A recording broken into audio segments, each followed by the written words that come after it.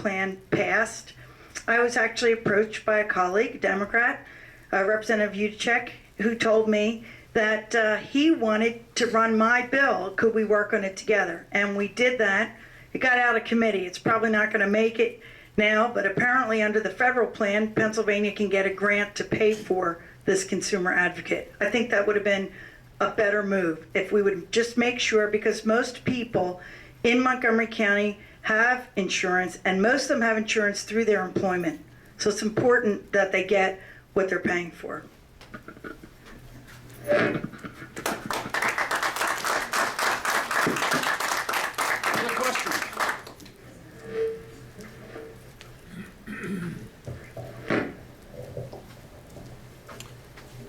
Well, Mr. Frazier. Terry Frazier.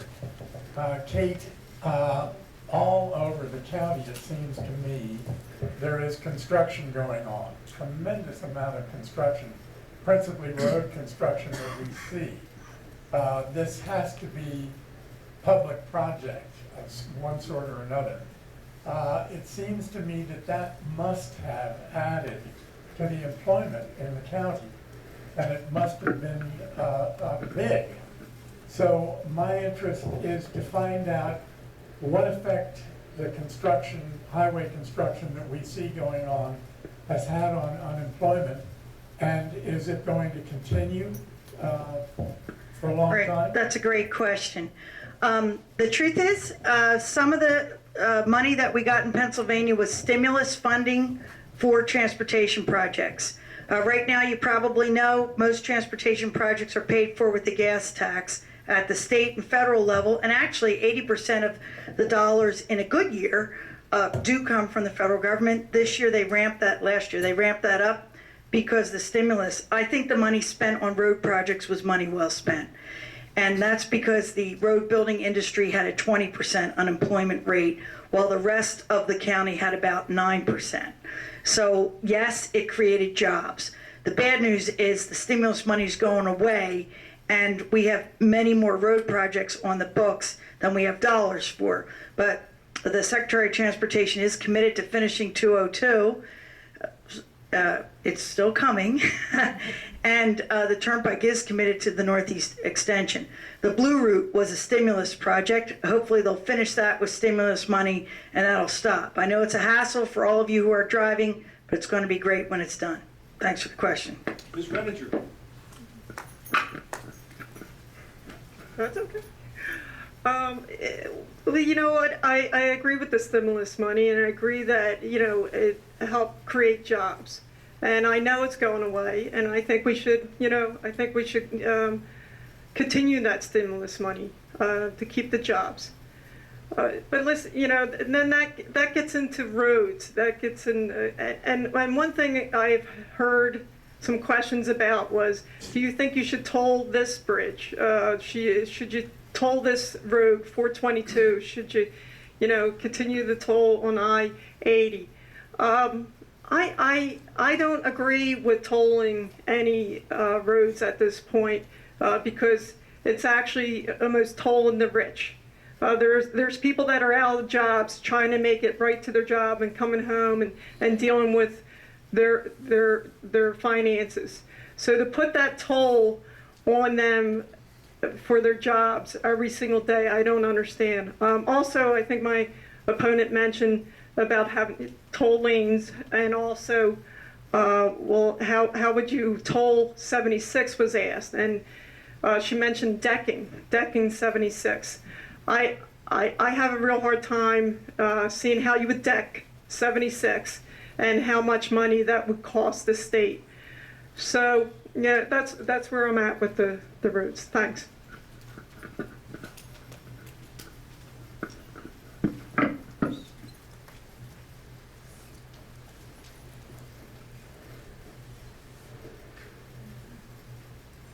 Ron Kozlowski of Plymouth.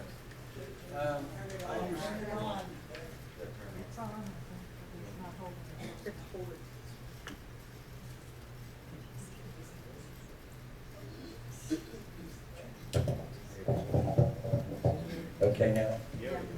Ron Kozlowski of Plymouth. You had mentioned the Parcells gas shale project up there in the west, central Pennsylvania? Yes, Mary Lou.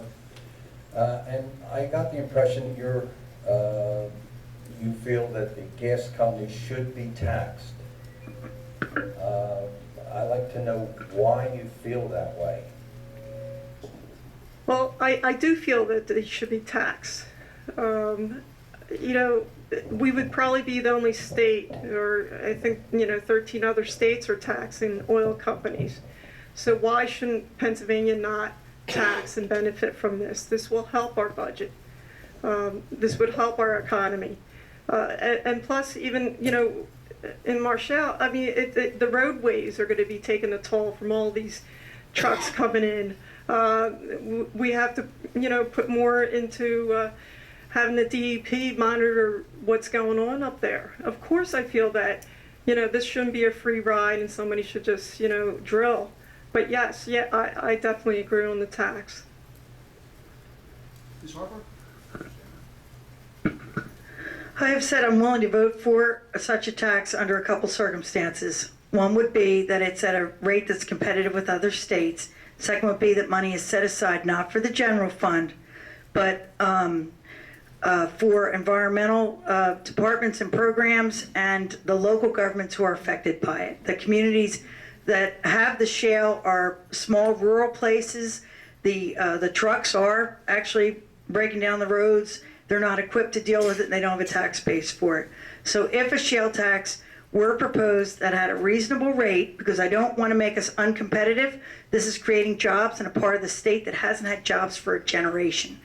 We should come in right under West Virginia, in my view, in the rate, and then we should spend them, not dump the money in the general fund, where Dwight Evans, the Democratic Appropriations Chair, and the governor wanted it, but set it aside in case we have an accident, because it's a very environmentally intense process, and it affects water, clean water, drinking water. So we should set the money aside so that we can clean it up if we have a problem. Thank you. I have time for one more question.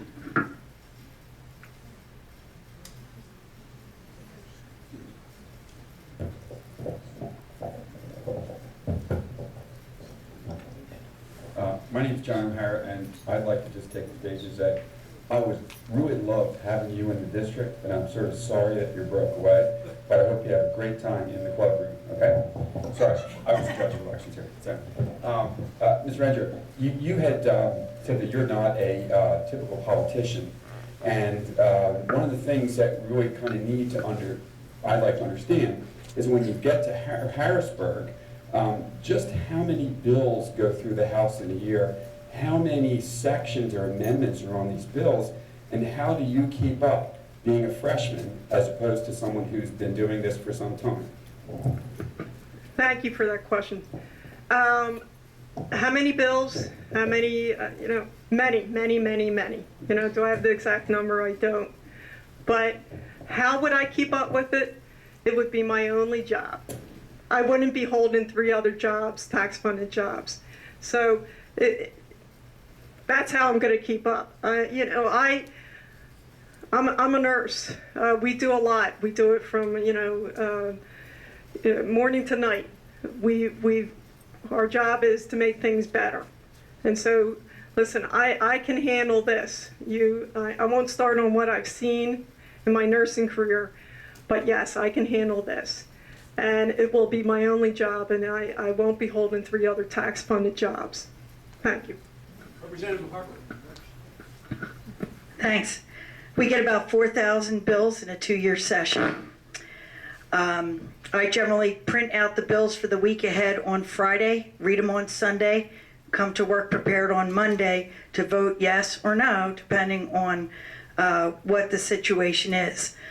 A few years ago, in an online poll among political types in Harrisburg, they voted me one of the 10 smartest people in Harrisburg.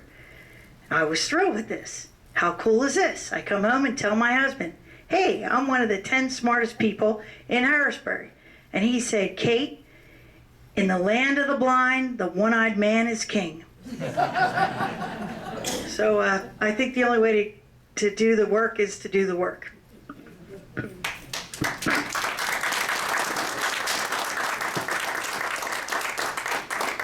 At 3 o'clock this afternoon, I got a call that there was no help to set up the chairs as they're set up now.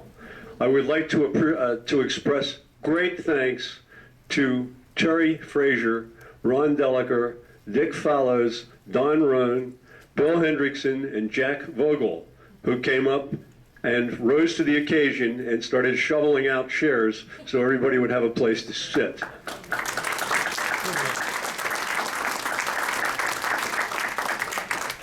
We are grateful that Mary Lou and Kate came out tonight to share their views with us, and I thank them very much for their trouble.